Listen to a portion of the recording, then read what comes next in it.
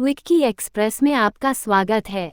आज की कहानी है सिंहासन बत्तीसी की 10वीं कहानी प्रभावती पुतली की कथा। 10वें दिन दोबारा राजा भोज सिंहासन पर बैठने के लिए दरबार पहुंचे।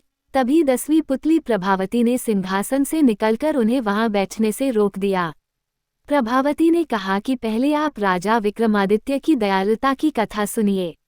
अगर आप भी विक्रमादित्य जैसे दयालु होंगे तो सिंहासन पर बैठ जाना। इतना कहने के बाद 10वीं पुतली राजा भोज को कहानी सुनाना शुरू करती है। एक बार की बात है जब राजा विक्रमादित्य शिकार करने अपने सैनिकों के साथ जंगल गए। चलते चलते राजा इतना आगे निकल गए कि उन्हें दूर दूर तक सैनिक नहीं दिखे। तभी उनकी नज़र एक पेड़ पर गई जहां एक लड़का रस्सी डालकर उससे लटकने की कोशिश कर रहा था। ये देखकर विक्रमादित्य तुरंत उस पेड़ के पास पहुंचे और लड़के को समझाया कि आत्महत्या करना पाप है।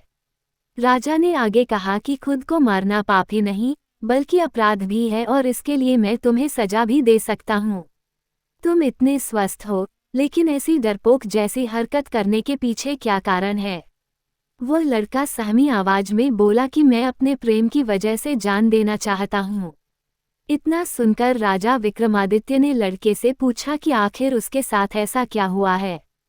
तब लड़के ने बताया कि उसका नाम वसु है और वह कलिंग का रहने वाला है। एक दिन वह जंगल से गुजर रहा था, तभी उसकी नज़र एक लड़की पर पड़ी।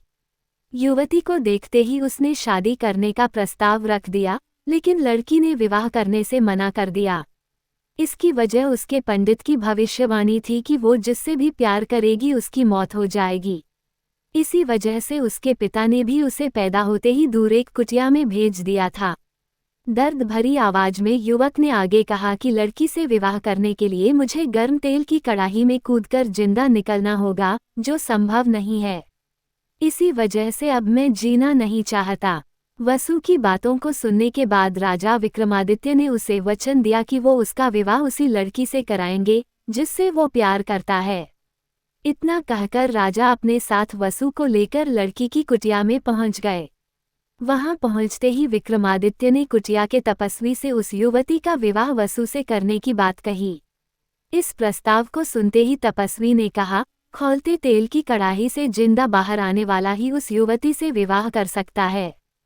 फिर राजा ने कहा कि लड़के की जगह वह तेल की कड़ाही में कूदने को तैयार हैं। राजा के इस आत्मविश्वास को देखने के बाद तपस्वी ने गर्म तेल की कड़ाही मंगवाई।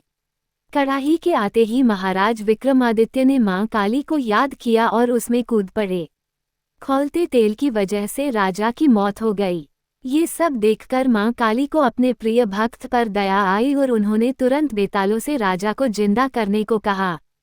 काली मां का आदेश मिलते ही बेतालों ने अमृत की कुछ बूंदें महाराज विक्रमादित्य के मुंह में डाली, जिससे राजा तुरंत जीवित हो गए।